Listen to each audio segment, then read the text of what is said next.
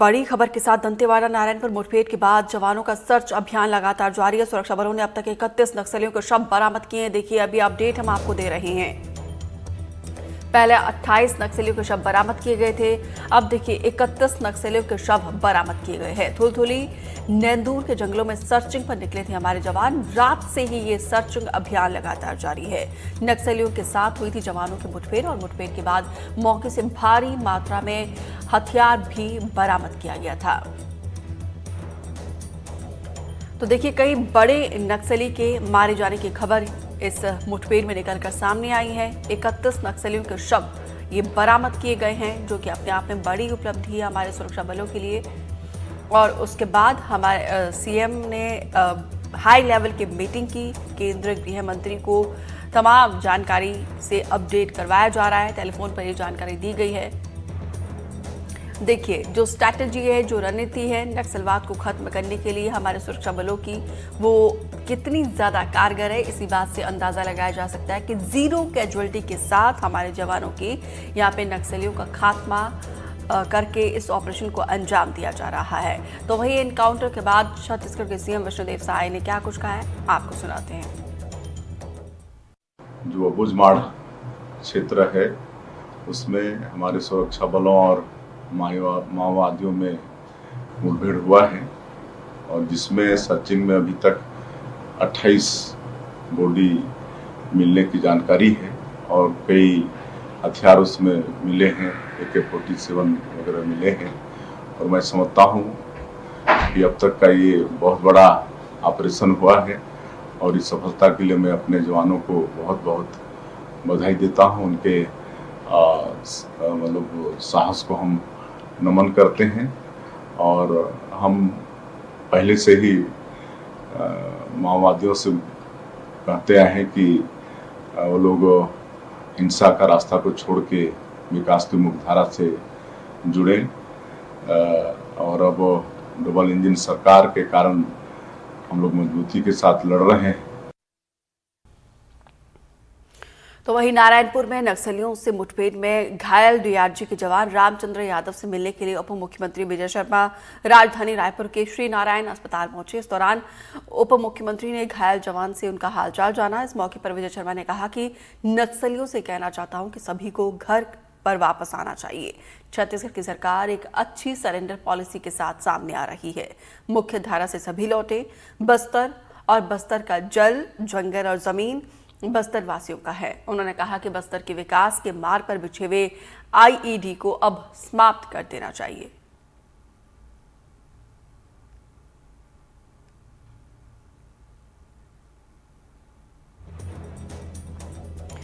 ज्यादा जानकारी के साथ सहयोगी विकास तिवारी फोन लाइन पर जुड़े हैं। विकास, अभी तक देखिए यहाँ पे हमारे सुरक्षा बलों ने 31 नक्सलियों के शव को बरामद कर दिया गया है, जो अपने आप में बहुत बड़ी उपलब्धि है क्योंकि जीरो जवानों के कैजुअलिटी के साथ इस ऑपरेशन को अंजाम दिया गया है। लेकिन इंतजार है पुलिस के प्रेस कॉन्फ्रेंस का, कब तक के प्रशासन के द्वारा प्रेस कॉन्फ्रेंस किया जाएगा?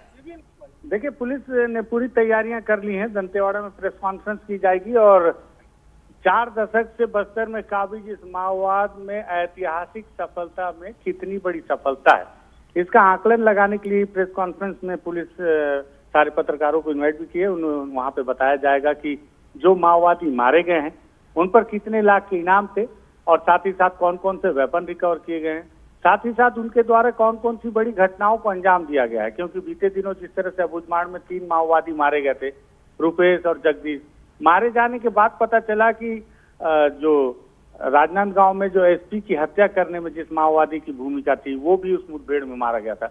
इस लिहाज से पता चलता है कि ऑपरेशन कितना बड़ा था, सफलता कितनी बड़ी थी। मारे गए माओवादियों पर जो इनाम जारी किए जाते हैं उस इनाम के आधार पर ये जारी किए, पता लगता है कि कितनी बड़ी सफलता थी। जो वेपन रिकवर किए जाते हैं उन हथियारों के आधार पर भी पता चलता है कि कितनी बड़ी सफलता जवानों को मिली है। आंकड़ों में तो बहुत बड़ी सफलता है, ऐतिहासिक सफलता है। अभी जो पुलिस ने नए प्रेस नोट जारी किया है सुबह, उसमें बताया कि 31 माओवादियों के शव को बरामद कर लिया गया है। हालांकि इस बात की जानकारी अब तक नहीं दी गई है कि इसमें महिला कितने, पुरुष कितने हैं। लेकिन नीति और कमलेश 2 माओवादियों के नाम उजागर किए हैं। नीति और कमलेश के 2 जो माओवादी हैं इनके नाम उजागर किए जाने के बाद और आंकड़े उजागर किए जाने के बाद ये बात तो तय हो गया है कि माओवादियों का जो पूर्वी बस्तर डिवीजन है उसे जवानों ने पूरी तरह से ध्वस्त कर दिया है, अपने आप को सुरक्षित रखते हुए। उन इलाकों में जाके जो माओवादियों का कोर इलाका था, यह भी बात निकल कर सामने आ रही है कि संभवतः यहाँ पे माओवादियों का ट्रेनिंग कैंप भी था, जहाँ पे माओवादी फिर से किसी बड़ी घटना को अंजाम देने के लिए एक रणनीति तैयार कर रहे थे। यह भी उम्मीद लगाई जा रही है कि शायद बीते कई दिनों से पुलिस के जवानों को इस बात की सूचना मिल रही थी कि माओवादी जो लगातार अंदरूनी इलाकों में कैंप लगाए जा रहे हैं, उसमें से किसी एक कैंप को टारगेट करना चाह रहे हैं, और उस कैंप को टारगेट करने के नियत से ही इतनी बड़ी संख्या में, क्योंकि नीति, कमलेश जैसे माओवादियों का एक ही स्थान पर उपस्थित होना और इतनी बड़ी संख्या में माओवादियों का एकत्रित होना निश्चित ही तौर पर एक किसी बड़ी रणनीति की तरफ इंगित करता है, और इस रणनीति के ऊपर पानी फेरते हुए जवानों ने बड़ी सफलता हासिल की।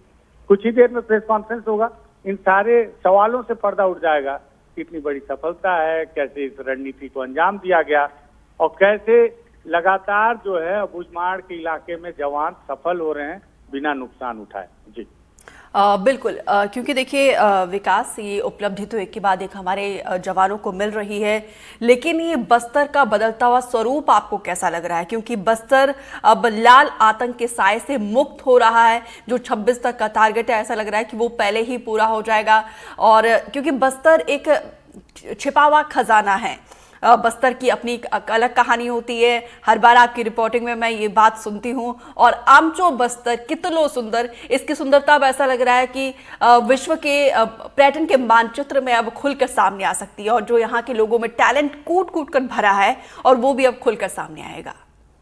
देखिए, केंद्रीय गृह मंत्री अमित शाह ने वो जो तारीख है वो तय कर दी है कि 31 मार्च 2026 तक पूरे दंडकारण्य नहीं, पूरे देश से माओवाद का समाप्ति कर दी जाएगी, खात्मा कर दिया जाएगा। लेकिन मुझे लगता है कि जो बात आपने कही कि कहीं निर्धारित तिथि से पहले ही तो नहीं खत्म कर दिया जाएगा, ये अति उत्साह होगा। 31 मार्च 2026 तक हमें इंतजार करना होगा देखने के लिए कि क्या वाकई में पूरे देश से माओवाद का खात्मा कर दिया गया है या नहीं। हाँ, लेकिन ये जरूर है, ये बहुत बड़ा आंकड़ा है, ये ऐतिहासिक आंकड़ा है। इसके पहले 29 का आंकड़ा था हमारे पास, जो ऐतिहासिक था, जो हापा टोला में अप्रैल 2024 को जवानों को मिला था कांकेर जिले में, और उसके बाद ये उससे बड़ा आंकड़ा है जो अब मिला, क्योंकि अब 31 बॉडी रिकवर करने की पुष्टि पुलिस ने खुद की है।